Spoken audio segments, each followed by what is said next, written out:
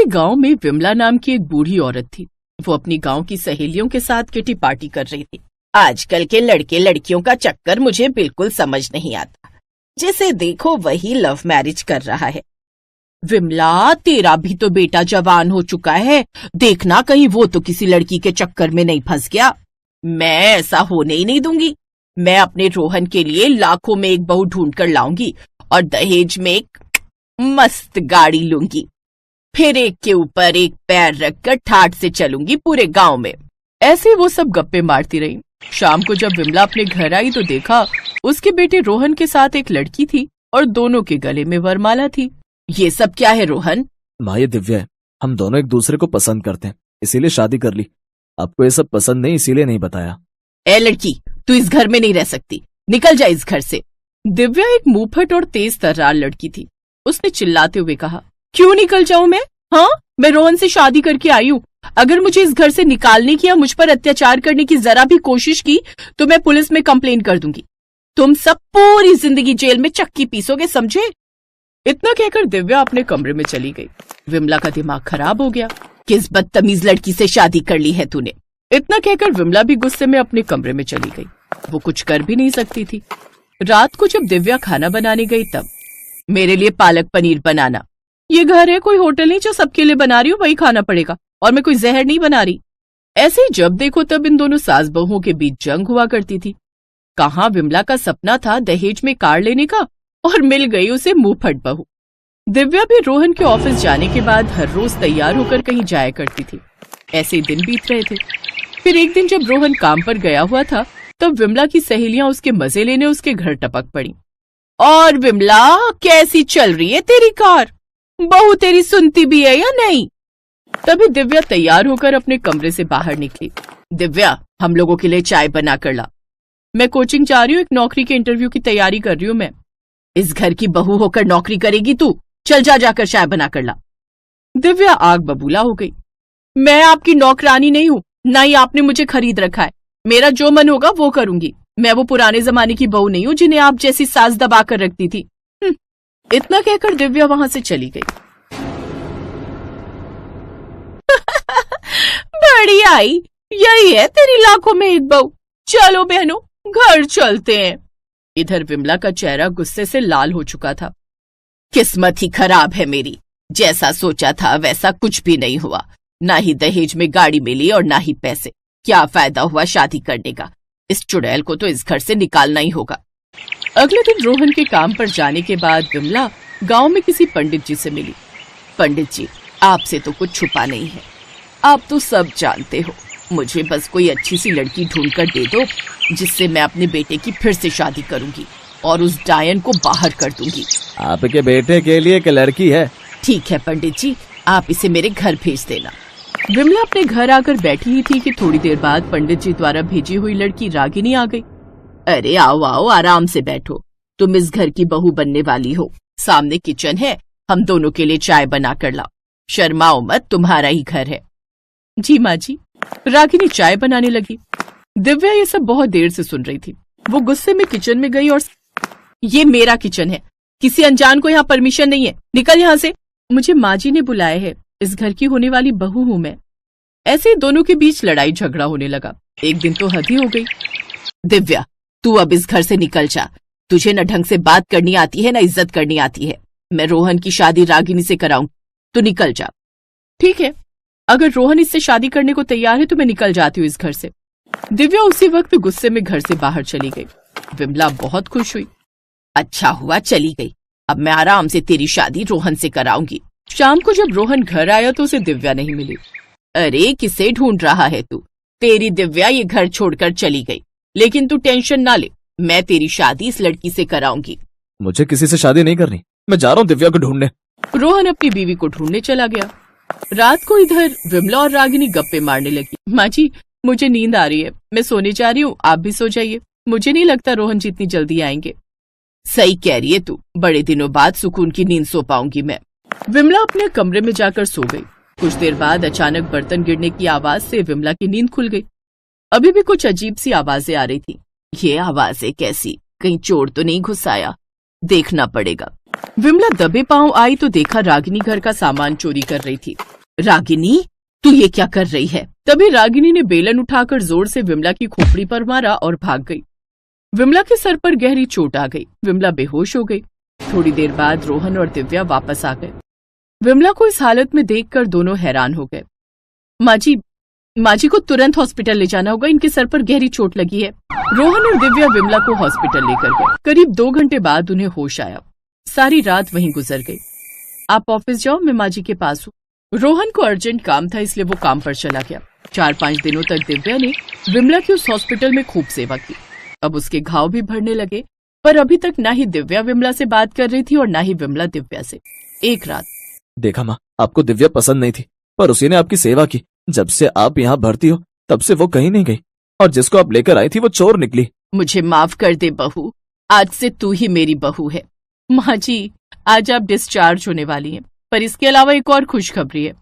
मैं जिस नौकरी की वजह से परेशान थी ना, उस नौकरी के लिए लाखों लोगों ने अप्लाई किया था, पर उन लाखों लोगों में से कंपनी ने मुझे चुना है। मुझे कुछ एडवांस मिला था, तो डाउन पेमेंट करके मैंने कार ले ली है। रोहन आज उसी कार से आए हैं। आज मैं आपको अपनी कार में घर ले चलूंगी। विमला की आंखों से खुशी के आंसू छलक पड़े। दिव्या अपनी सास को कार में बिठाकर गांव पहुंची। उसकी सारी सहेलियां उसे बड़े ही ध्यान से देख रही थी। ये खुशी विमला से बर्दाश्त नहीं हुई। वो जैसे ही कार से बाहर निकली, उसने दिव्या को गले से लगाया और जोर जोर से रोने लगी। रोहन ये नजारा देखकर बहुत खुश हो रहा था। अरे अब क्यों रोती है विमला? तेरा कार वाला बरसों पुराना सपना तेरी बहू ने पूरा कर दिया है।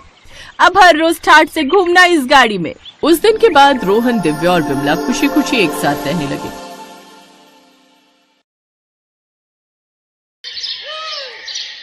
दिव्या और प्रफुल्ल की शादी को लगभग 1 महीना ही हुआ था। दिव्या के ससुराल में उसके पति के अलावा उसकी सास और एक ननद थी।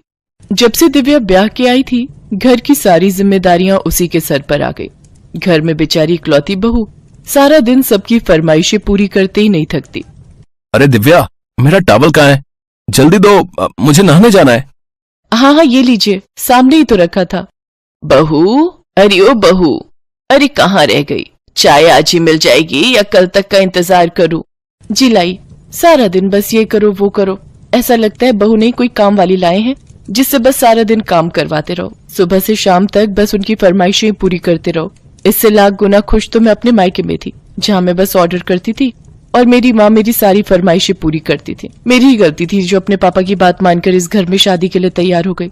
नहीं तो वो कनाडा वाला मनप्रीत आज मुझे रानी बनाकर रखता और विदेश में रहने को मिलता वो अलग। हाय मेरी किस्मत, यहीं आकर फंसना था मैंने। अरे चाय पिलाने का मन नहीं है क्या बहू? लाई लाई मम्मी जी, ये लीजिए आपकी चाय। इसके बाद दिव्या किचन में जाकर खाना पैक करने लगती है। तभी उसकी ननद नैना किचन में आती है। भाभी, अगर मेरा लंच पैक हो गया हो तो दे दो, मुझे कॉलेज के लिए देर हो रही है। हाँ नैना, बस 2 मिनट, ये लो। नैना टिफिन लेकर वहां से चली जाती है।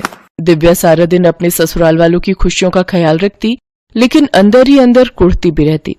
एक ये महारानी, पता नहीं कब इसकी शादी होगी और कब ये अपने ससुराल जाएगी। माँ ने कहा था बेटी बस कुछ दिन झेल ले, इसके बाद तो ब्याह कर चली जाएगी, लेकिन पता नहीं कब इसकी शादी होगी और कब ये यहाँ से जाएगी। ऐसे ही कुछ दिन बीत जाते हैं। अब नैना अपनी ग्रेजुएशन पूरी कर लेती है और उसके घर वाले उसकी शादी के लिए लड़का देखना शुरू कर देते हैं। एक रोज संडे वाले दिन नैना अपने चेहरे पर ब्लीच लगाकर बाहर आती है। तभी उसकी माँ कमला उससे कहती है, वाह मेरी रानी बिटिया, अपना कितना ध्यान रखती है। बस अपने चेहरे को ऐसे ही चमकाती रह, फिर देख तेरी माँ तेरे लिए क्या राजकुमार ढूंढ कर लाएगी। राजकुमार? आगे चलकर इसने भी मेरी तरह काम वाली ही बनना है। वैसे आशा बहन ने अपनी नैना के लिए एक बढ़िया रिश्ता बताया है। परसों लड़के वाले इसे देखने आ रहे हैं। क्या सच में माँ? मेरी छोटी सी बहन कब इतनी बड़ी हो गई, पता ही नहीं चला। लड़के वाले? अरे वाह, ये तो बहुत अच्छी बात है। अब नैना की शादी हो जाएगी। चलो अच्छा है, कम से कम इससे जान तो छूटेगी और मेरा काम तो कम होगा। कुछ देर बाद नैना अपना चेहरा धोकर आती है तो उसके चेहरे पर लाल रंग के बड़े बड़े धब्बे उभर आते हैं। वो जोर से चिल्लाते हुए बाथरूम से बाहर आती है।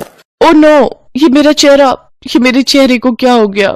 सत्यानाश, परसों तुझे देखने लड़के वाले आ रहे हैं और तू है कि अपना पूरा चेहरा जलाकर बैठ गई। अरे लड़के वाले तुझे ऐसे देखेंगे तो झट से ना कर देंगे। ओ गॉड, अब क्या करें? आप टेंशन मत लीजिए, ये जरूर इसे ब्लीच से एलर्जी हुई होगी। मैं अभी इसके चेहरे पर मुल्तानी मिट्टी लगा देती हूँ, साथ ही बर्फ से सिकाई कर देती हूँ, कल तक ठीक हो जाएगा। इसके बाद दिव्या मुल्तानी मिट्टी का पैक बनाकर नैना के चेहरे पर लगा देती है। इसके बाद वो अपने कमरे में जाकर अपनी माँ को फोन करती है और कहती है, ओफो माँ, ये अच्छी बहू बनने का ड्रामा ना अब मुझसे और नहीं होता। और तुमने तो कहा था कि तेरी ननद शादी करके चली जाएगी तो फिर इस घर पर तेरा ही राज होगा, पर अब तो शादी को 4 महीने होने को आ गए, लेकिन ये तो अभी तक इसी घर में पड़ी है। और तो और अपना सारा मेकअप तक मैंने इसे देकर रखा है ताकि ये सुंदर दिखे और इसकी शादी हो। हाय, मेरी नाजुक बच्ची को वहां जाकर कितना काम करना पड़ रहा है। तू चिंता मत कर, तेरी ननद की शादी हो जाएगी तो फिर तो तेरा ही तेरा राज है उस घर पर। अच्छा माँ, अब मैं फोन रखती हूँ और जरा देख कर आती हूँ उस महारानी का चेहरा ठीक हुआ भी या नहीं। दिव्या जाकर देखती है तो नैना का चेहरा पूरी तरह ठीक हो चुका होता है। थैंक यू भाभी, आपके हाथों में तो जादू है जादू। हाँ हाँ मेरी प्यारी ननद, अब तुम देखना मैं तुम्हें परसों कैसे तैयार करती हूँ। जब लड़के वाले आएंगे तो वो सब तुम्हें देखते ही रह जाएंगे। और आखिर वो दिन भी आ जाता है जिस दिन लड़के वाले नैना को देखने आते हैं। उस दिन दिव्या सुबह तड़के उठकर ही घर की साफ सफाई में लग जाती है। रामू, जल्दी से सभी पर्दे, बेडशीट और सोफा कवर, टेबल कवर बदल दो। और हाँ, इसके बाद सभी खिड़कियां दरवाजे अच्छे से साफ कर दीजिए और घर में एक भी ज्वाला नहीं दिखना चाहिए। उसकी आवाज सुनकर सभी घर वाले भी उठ जाते। दिव्या, तुम इतनी सुबह सुबह क्यों उठ गई और ये कारखाने से रामू को क्यों बुला लिया? देखिए जी, आज मेरी इकलौती ननद को लड़के वाले देखने आ रहे हैं तो उनकी खातिरदारी में कोई कमी ना रह जाए, इसलिए रामू को भी अपनी हेल्प के लिए बुला लिया। और आज रामू किचन में भी मेरी मदद करेगा तो आज सारा दिन वो यहीं रहेगा। सचमुच बड़े ही भाग्यशाली हैं हम बहू, जो तुम इस घर में आई। सच में भाभी, भाभी हो तो आपके जैसी। अरे नैना, तुम क्यों इतनी जल्दी उठ गई? तुम अपनी नींद पूरी लो, तभी तो फ्रेश रहोगी और तभी तो चेहरे पर रौनक आएगी। सारा काम मैं खुद देख लूंगी। सारा काम निपटाकर दिव्या नैना को अपनी अच्छी सी साड़ी पहनाकर और उसका मेकअप करके तैयार कर देती है। साथ ही उसे अच्छे से सब समझा देती है कि किस सवाल का क्या जवाब देना है। दिन के समय लड़के वाले आ जाते हैं। दिव्या उनके सामने खाना परोसते हुए कहती है, ये लीजिए, ये सब नैना दीदी ने अपने हाथों से बनाए हैं। बहुत ही टैलेंटेड हैं ये। सुबह 5 बजे से उठकर तैयारियों में लगी हुई थी। खाना तो क्या लाजवाब बनाती है। अब सचमुच खाना तो बहुत ही अच्छा बना है भाई। अच्छा नैना, अपने बारे में कुछ बताइए, आपको क्या पसंद है और क्या नहीं? इसके बाद नैना वही बोलती है जो दिव्या ने उसे कहा होता है। जी, जो मेरे मायके वालों को पसंद है वो हर चीज मुझे पसंद है, और शादी के बाद मेरे ससुराल वालों को जो पसंद होगा वही मेरी पसंद होगी। सचमुच क्या संस्कार है भाई। इसके बाद लड़के वाले रिश्ता पक्का करके चले जाते हैं। दिव्या अपने कमरे में जाकर अपनी माँ को फोन मिलाती है। मम्मी, फाइनली रिश्ता पक्का हो गया। हाश, सचमुच बड़ी संतुष्टि मिली आज। इसके बाद दिव्या अपने पंडित को पैसे देकर इसी महीने में मुहूर्त निकालने को कहती है। पंडित बिल्कुल वैसे ही करता है। इसके बाद तो दिव्या की खुशी का ठिकाना नहीं रहता और वो खुशी खुशी सारी जिम्मेदारी अपने ऊपर ले लेती है। नैना के लिए शॉपिंग से लेकर उसके पार्लर तक, मेहंदी वाले से लेकर डीजे वाले तक, सबका इंतजाम वो कर लेती है। दिव्या उस दिन बहुत खुश थी। वो हर जगह अपनी ननद के साथ थी। अगली सुबह नैना की विदाई हो जाती है। नैना की शादी के 2 दिन बाद दिव्या काफी उदास अपने कमरे में बैठी थी। तब उसका पति प्रफुल्ल उससे कहता है, क्या हुआ दिव्या, तुम इतनी उदास क्यों हो? प्रफुल्ल, मैं हमेशा सोचती थी कि नैना जल्दी से ब्याह कर अपने ससुराल चली जाए, लेकिन अब जब वो चली गई तो उसके बिना ये घर कितना खाली हो गया। ऐसा लग रहा है मानो मुझसे मेरी बहन बिछड़ गई हो। इसके बाद प्रफुल्ल हंसते हुए उसे गले लगा लेता है। वो कहते हैं ना कि किसी की अहमियत उसके जाने के बाद ही पता चलती है। दिव्या के साथ भी कुछ ऐसा ही हुआ। नैना की शादी के बाद उसे अपनी ननद की अहमियत समझ में आई।